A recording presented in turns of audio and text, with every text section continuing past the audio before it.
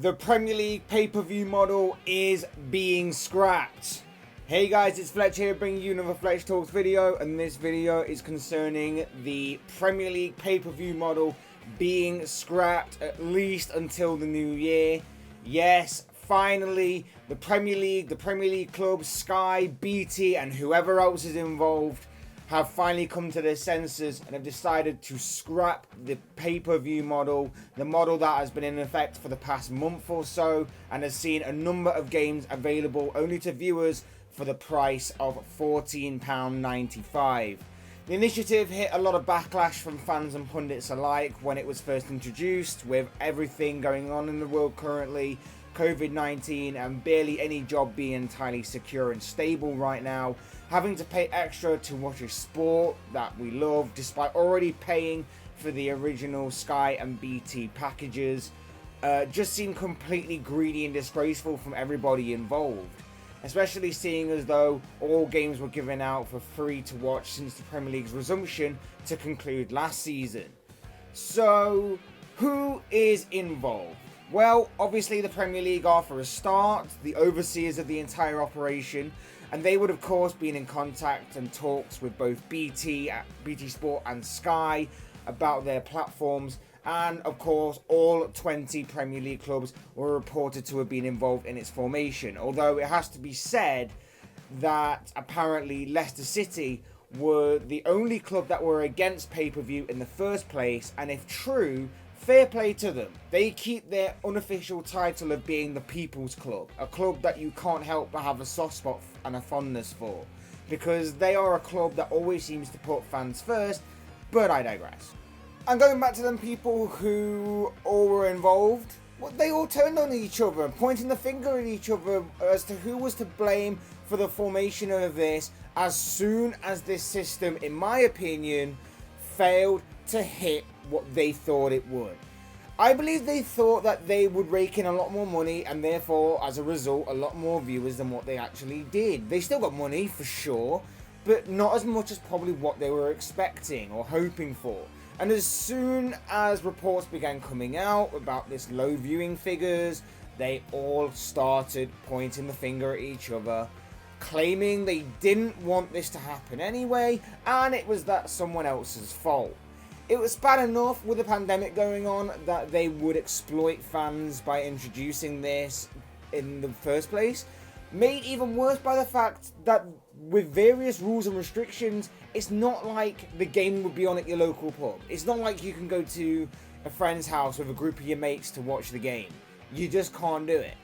And to add further on to this point, it didn't seem entirely balanced at all. Because if you're a supporter of anyone considered to be in the big six, i.e. Liverpool's, your Man City's, Chelsea's, you're less likely to be on pay-per-view, despite the likes of Manchester United, Liverpool and Tottenham at least being on once during this month's period of pay-per-view matches, than if you were from, say, mid to lower mid-table to the relegation zone. You're more likely to be on if you're between them kind of places.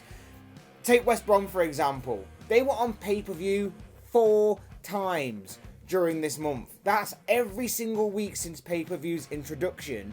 They were on 4 times. West Brom fans would have had to have paid £60 in the first month alone to watch their team on TV. It didn't seem balanced in the slightest. But despite the anger and resentment towards this scheme from fans, there was some amazingly good news to come out of all this, and that was that in protest of this scheme, rather than pay £14.95, which would then have been shared between clubs, TV networks and the Premier League themselves, fans instead chose to donate their money to various charities and food banks.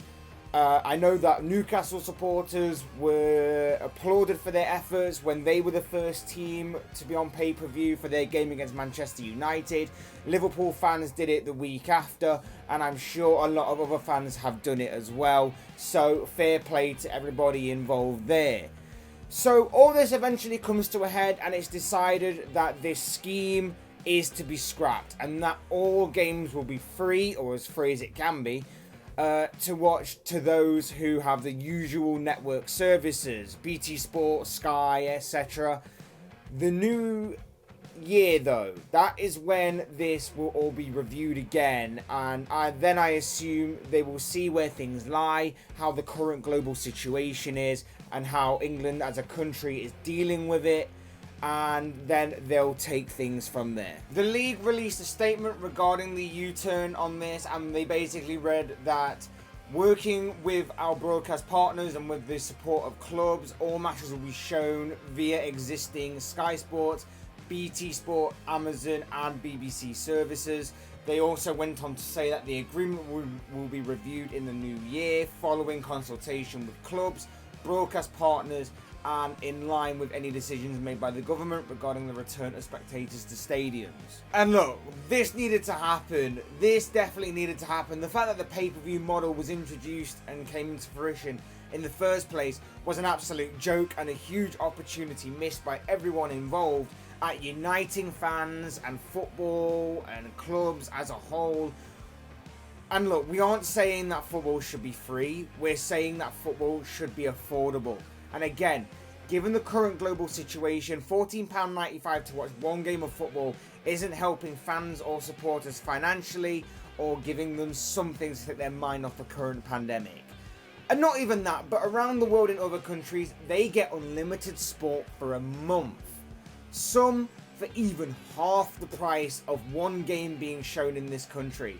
It's a joke, and thank God it's now been scrapped. And hopefully something can come out of this that will benefit the fans and supporters here more so, because for the majority of services that fans and supporters are charged for, we are being overcharged and have been so for years. And we're now seeing more than ever that because of everything that's going on, the power of fans and supporters that's shining through.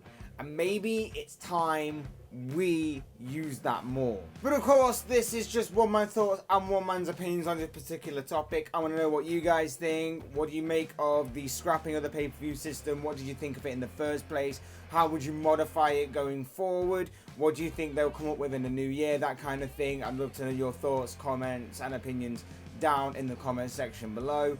Otherwise, hit that like button on the way out if you enjoyed the video, subscribe if you're new and want to see more content like this. Both things will be greatly appreciated. And as always, thank you all so much for watching and listening. I've been Fletch, this has been another Fletch Talks video, and I will see and speak with you all again soon in another video.